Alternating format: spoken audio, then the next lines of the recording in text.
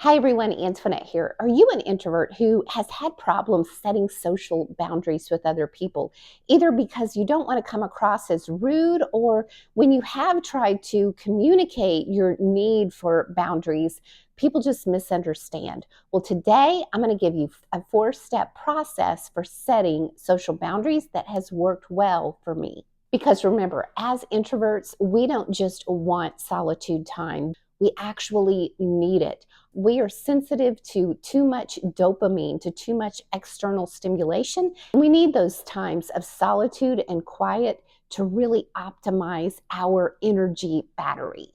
The first step in setting social boundaries is to do it early. You want to make sure that early on in an interaction with other people, or if you're having to work with a group of people, that you really set those boundaries early, because if you don't, then people really do get confused. If all at once you're available a lot and then later on you're not so available, people will wonder what has happened. So it's all a matter of what kind of precedents do you want to set.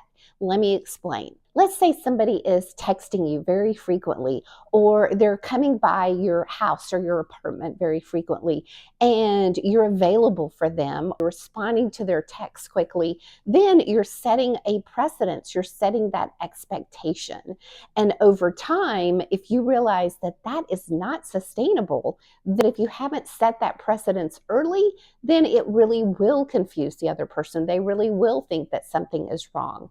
So make sure and set it early, because remember, we do train people how to interact with us.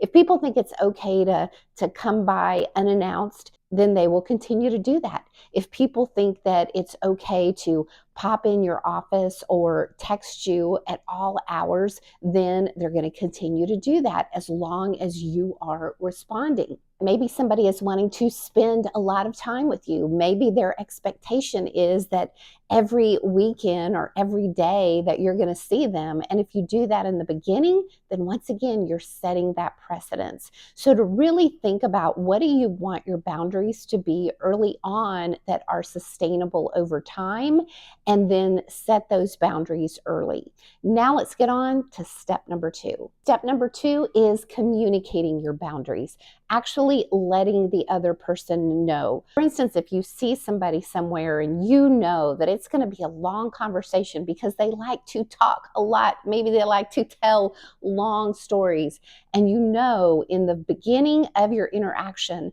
that this is going to go on for a long time, letting the person know early on in the conversation, I've only got 5 minutes and then I'm going to have to get going. Communicating with the other person rather than not saying anything and staying in the conversation much longer than you had wanted to, or by abruptly ending the conversation and then they think something's wrong. Another example would be if someone says, hey, do you want to ride together to go to a specific function or event? And maybe in your head, you're thinking, I don't want to ride with this other person because then I'm going to be at their mercy of when we can leave.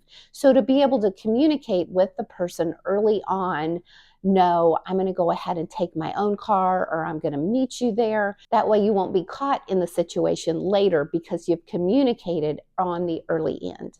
Next, when you are communicating with another person, be clear and be concise. You don't need to go into a long explanation, nor do you need to be so vague that they really don't understand where you're coming from.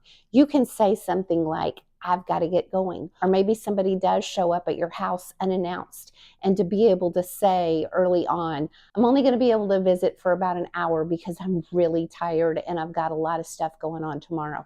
You don't have to give a long explanation. If you're declining an invitation, to say, you know what, I just need some me time.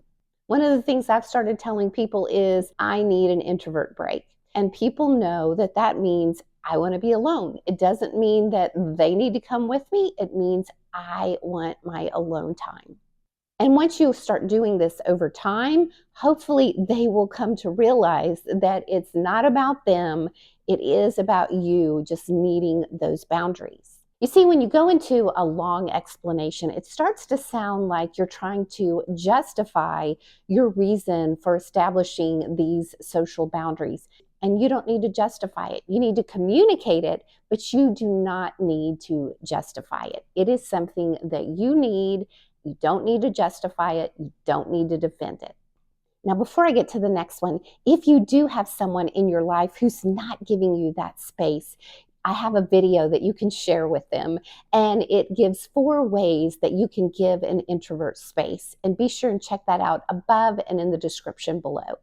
Now let's get on to the next one, and that is stick with your plan. If you have made a plan to set those social boundaries, don't be tempted to give in if somebody's trying to talk you into staying out later than you want, or texting them right back because they have an expectation of that.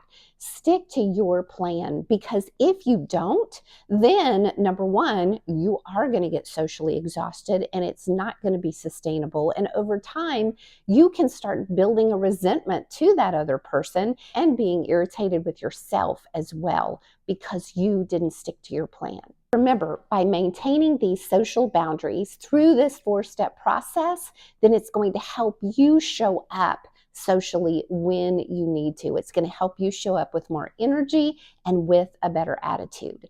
If you've liked this video, I hope you'll subscribe to my channel. And if you know of someone who needs to see this video, I hope you'll share it. Thanks for watching.